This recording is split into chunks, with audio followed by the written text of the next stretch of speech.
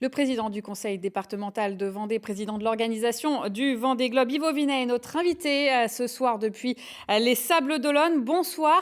Un départ le 8 novembre prochain, ça Bonsoir. y est, c'est sûr. Le Vendée Globe partira à 13h02 comme il était prévu.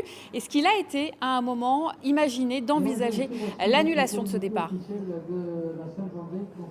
Non, non. Dans l'organisation que nous avons depuis plusieurs mois avec le Centre interministériel de crise, la course en elle-même n'a jamais été remise en cause et donc elle partira bien comme prévu.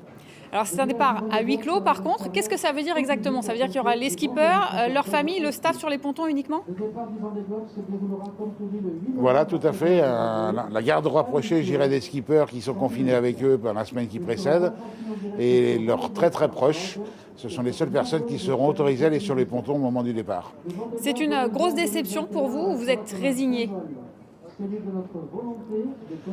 Non, ce n'est pas une déception. Quand il se passe ce qui se passe au niveau national, je pense qu'il faut être aussi faire preuve de civisme et respecter toutes les consignes. La pandémie est trop grave pour qu'on puisse en abuser. Donc nous, on s'adapte, c'est ce qu'on a dit depuis le départ, y compris lorsqu'on a organisé le village. Nous avons signé un protocole avec l'État, protocole qui respectait l'ensemble des gestes barrières et de l'organisation qui soit la plus performante possible pour recevoir le public. Et vous aviez prévu effectivement l'éventualité d'une interruption de ce village du Vendée Globe. Ça sera le cas ce soir dès 23h59.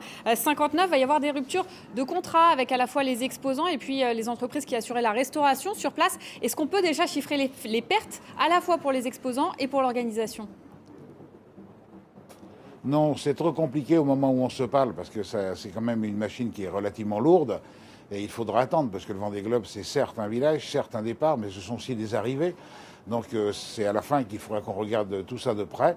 Et bien évidemment, nous sommes très ouverts par rapport aux différents partenaires et prestataires qui nous entourent pour que l'ensemble de ces questions se règlent d'une manière très facile.